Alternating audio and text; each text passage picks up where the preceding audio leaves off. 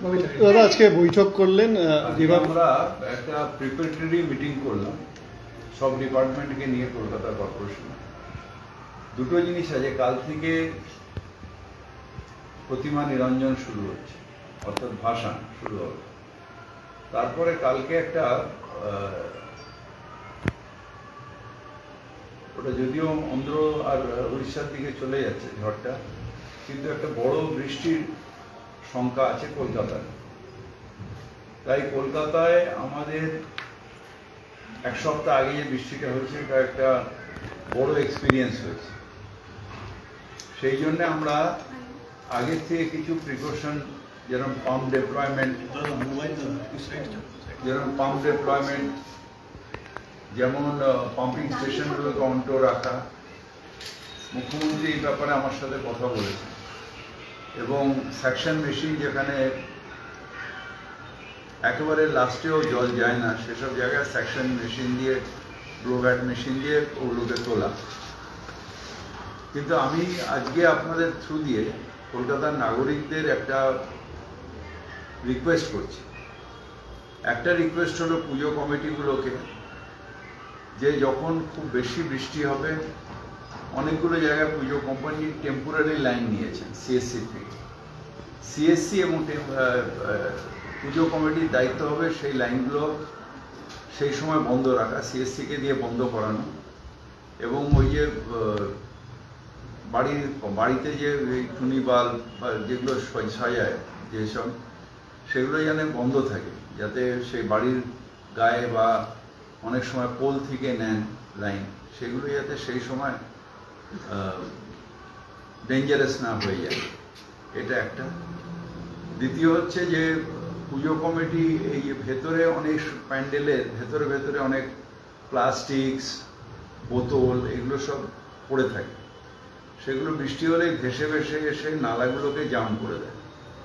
সেগুলো যদি কাল থেকে আমার সকালবেলা, আজ রাত্রির থেকে কনজারভেন্সি ওয়ার্কাররা কাজ করে, পুজো কমিটি যদি অ্যালাউ করেন সেগুলো পরিষ্কার করে নেওয়া আজকে রাত্রি বা কালকের মধ্যে। কারণ কালকে ভোরবেলার থেকে শুনছি যে একটা হেভি রেনফলের একটা বার্তা আছে, আমাদের ওয়েদার অফিস বলেছে যে মানে সকাল 5টার থেকে একটা হেভি রেনফল আসছে। তো এমনি রেনফল হলে আমাদের চিন্তা থাকে না, কিন্তু সেদিন যে মেঘ ভাঙা বৃষ্টিটা হলে এরকম যদি কোনো পরিস্থিতি হয় তাহলে একটা চিন্তা থেকেই যায়। তৃতীয়ত হচ্ছে যে যাতে যদি কোথাও জল জমে তাহলে আমরা তাড়াতাড়ি সেটাকে পরিষ্কার করাতে চেষ্টা করবই, কিন্তু কখনো হাই টাইড থাকলে আমাদের সেটাকে ওয়েট করতে হবে। এবং পাম্পিং স্টেশনগুলো চালিয়ে যদি নালাগুলো ভরে যায় তাহলে ঠিক করতে হবে। আজকে নালার পজিশন ভালো আছে, অনেকটা জল তলায় আছে, তো অ্যাবনর্মাল বৃষ্টি না হলে কোনো সমস্যা নেই। কিন্তু পুজো কমিটিদের বলা এবং মানুষজনকে যাতে ওই আমরা প্রত্যেকটা ড্রেনের ভেতরে দেখলাম যে অনেক ডাবের খোল, প্লাস্টিক্স, বস্তা বা এরকম জিনিস যেগুলো সাধারণত বাড়ির থেকে আমরা বাইরে ফেলি না, লেপ তোষক, সেগুলো সব ড্রেনের মধ্যে রয়েছে। একটা মানুষ হয়তো করেছেন, কিন্তু তার জন্য ভুগতে হচ্ছে কত মানুষ।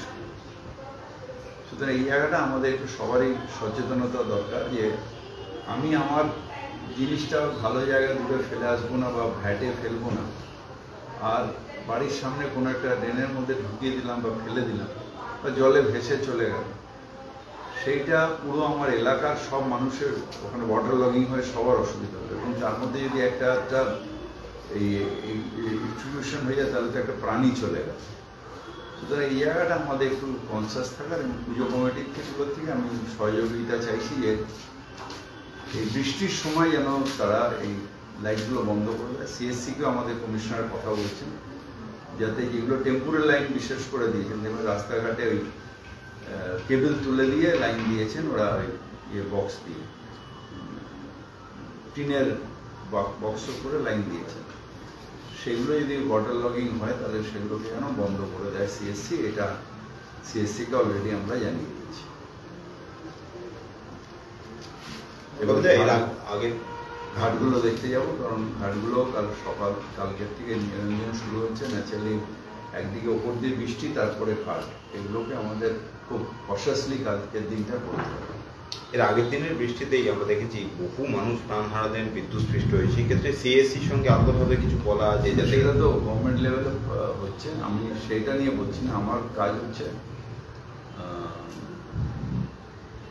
সার্ভিস দেওয়া, মানে আমাদের পৌর পরিষেবা দেওয়া, সিভিক সার্ভিস। এই সার্ভিসের জন্য যতটুকু দরকার সেটা আমি করছি।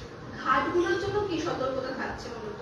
ঘাটগুলোর জন্য আমাদের লোক ডেপ্লয়মেন্ট থাকছে, পোর্ট ট্রাস্টের লোক ডেপ্লয়মেন্ট থাকছে, পুলিশের লোক ডেপ্লয়মেন্ট থাকছে, প্লাস আমাদের যেগুলো ইকুইপমেন্ট থাকে সেগুলো থাকবে। যেমন ধরুন প্রতিমা নিরঞ্জন হওয়ার সাথে সাথে এটাকে তুলে নেওয়া, যাতে শীষের রংটা যাতে না গঙ্গায় মেশে, প্লাস যদি খুব বৃষ্টি হয় সেই সময়টা যাতে পুলিশ সাসপেন্ড করে দেয়, একটু লাগিয়ে দিল লাইনগুলো, একটু বৃষ্টি কমলে আবার প্রতিমা নিরঞ্জন শুরু করা।